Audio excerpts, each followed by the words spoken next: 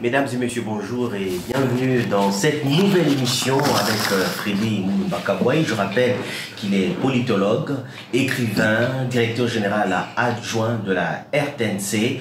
Avec lui, nous allons parler de cette pandémie Covid-19 qui aujourd'hui fait toujours couler beaucoup d'encre et de salive. Et en Europe, nous sommes à l'heure du déconfinement. Mais il faut savoir que l'OMS, l'Organisation mondiale de la santé, avait prédit l'hécatombe pour l'Afrique. On avait dit que les morts allaient être ramassés sur les rues africaines, mais ce n'est pas le cas.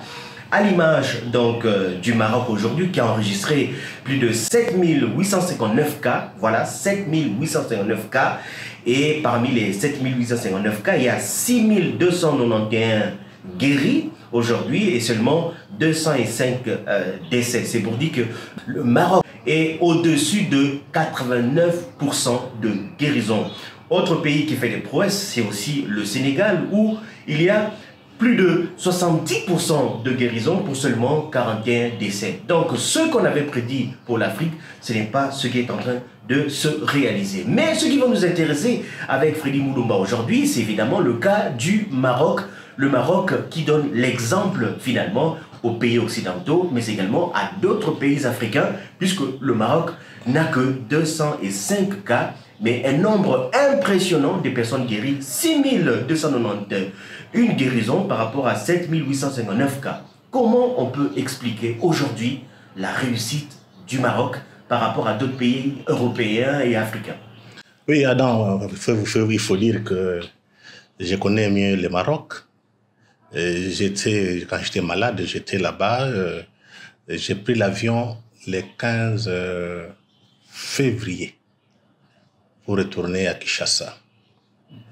Mais ce qui m'a frappé, et pendant cette période, Sa Majesté le roi Mohamed VI avait envoyé un avion. Donc c'était le premier avion africain qui est parti à Wuhan pour amener tous les Marocains.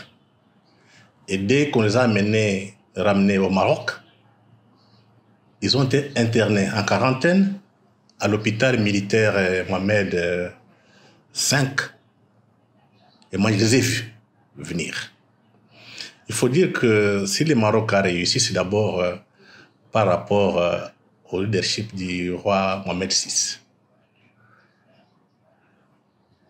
Le 20 mars 2020, le roi a proclamé l'état d'urgence à travers tout le Maroc. Au même moment, on a créé une sorte d'une caisse de solidarité. Et c'était élevé à 10 milliards de dirhams que les Marocains eux-mêmes ont constitué. Ça ne vient pas de l'étranger. Après cette période, on a mis en place tous les hôpitaux. Il faut dire que sur le plan sanitaire, sur le plan hôpital, santé, le Maroc est tellement développé. Il y a beaucoup d'hôpitaux militaires. Donc, on n'a pas souffert l'endroit où on pouvait soigner les gens. Et puis, le Maroc a de très bons médecins militaires d'abord, qui sont très bien formés, des grands professeurs d'université. Donc, les hôpitaux militaires sont d'abord occupés de tous les malades qui étaient identifiés juste dans des campagnes. L'autre élément important, le Maroc, c'est un pays, on peut dire, industrialisé. On a mis en place déjà, on a utilisé toutes les industries pour qu'on produise des masques, même au niveau des médicaments.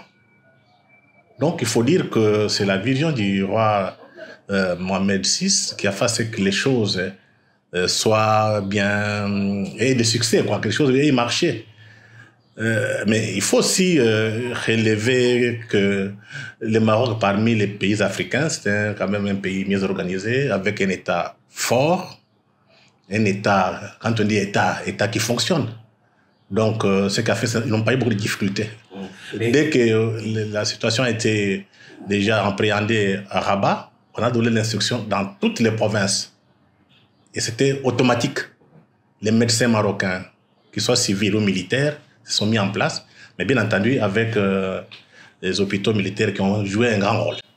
Est-ce qu'on peut aussi dire que l'enseignement au Maroc, c'est quand même un enseignement de très très haut niveau parce que la plupart des Africains, surtout les Africains, les Noirs africains de la partie subsaharienne, partent au Maroc pour suivre les études, surtout des études médicales, les études en technologie. Est-ce qu'on peut dire que le succès de l'enseignement universitaire marocain a aussi joué quelque part Oh, bien dans entendu. la production des médecins de grande qualité? Bien entendu, je pense que le Maroc, du fait qu'il est très proche de l'Europe, hein, il voit comment ça se passe là-bas. Et puis, il faut dire que c'est un État qui est dans le monde du Maghreb, qui connaît une certaine stabilité.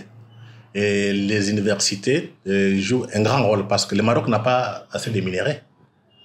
Mais quand vous partez au Maroc, vous direz que vous êtes dans un pays européen. Tout est bien organisé, il y a l'ordre.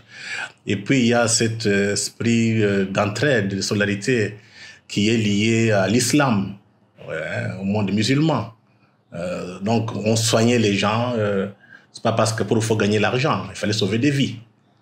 Et on a mis à la disposition de tous les hôpitaux des médicaments. Parce que quand on dit les gens sont soignés, ils sont guéris, c'est parce qu'avec des médicaments. En dehors de tout ce qu'on a pris comme précaution. Mais ils étaient très bien soignés.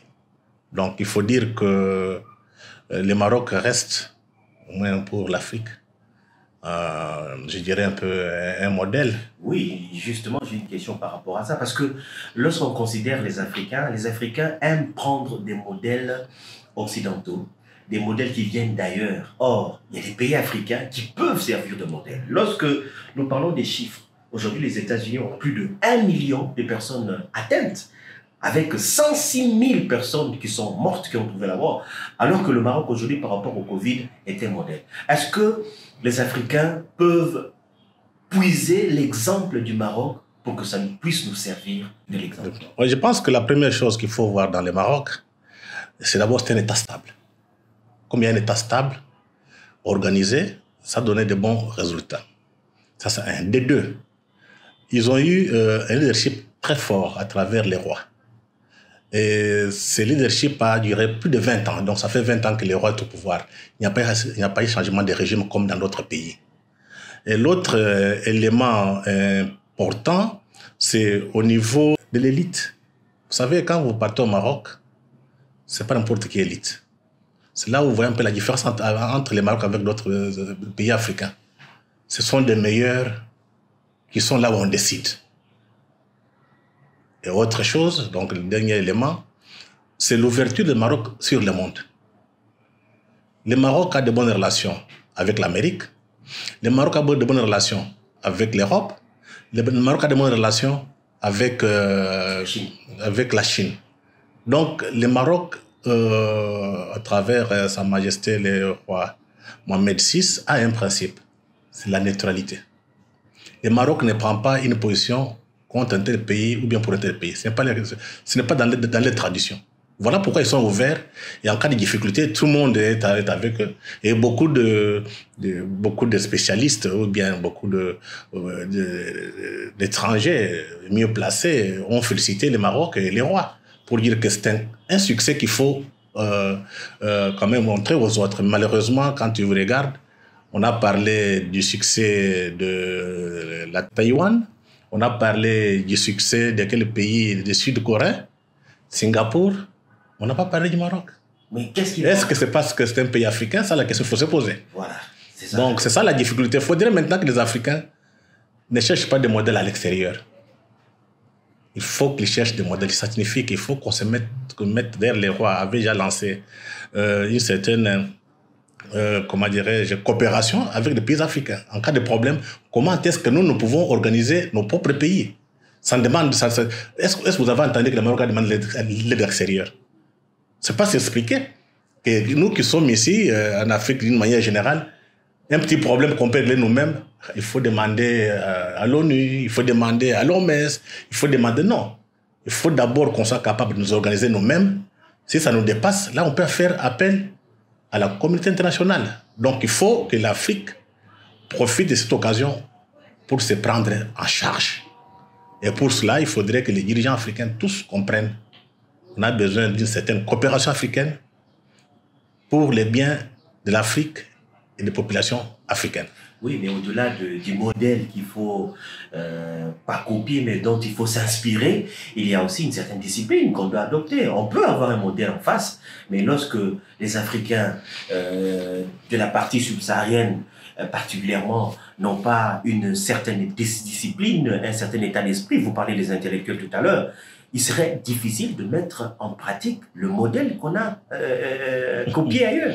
Mais quand j'ai dit il faut s'inspirer du modèle marocain, par exemple, parce que j'ai dit au Maroc, c'est pas n'importe qui est élite. C'est pas le cas dans des pays africains. N'importe qui est ministre. Au Maroc, non. Il y a d'abord l'expérience, les compétences et le patriotisme.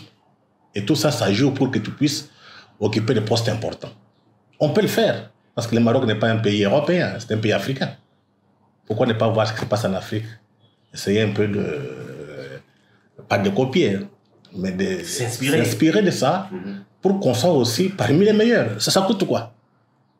Que d'attendre qu'on vienne vous dire non, non, il faut faire ceci, cela, il faut. Non. Mais est-ce que ce n'est pas un complexe pour les Africains de ne pas jeter un regard sur ce qui se passe chez le voisin pour pouvoir s'en inspirer? Ce n'est pas un complexe? Non, il y a un complexe, tu connais. On a un passé très douloureux de la colonisation. On nous a inculqué en disant qu'il n'y a que l'Europe ou bien l'Occident qui peut nous sauver.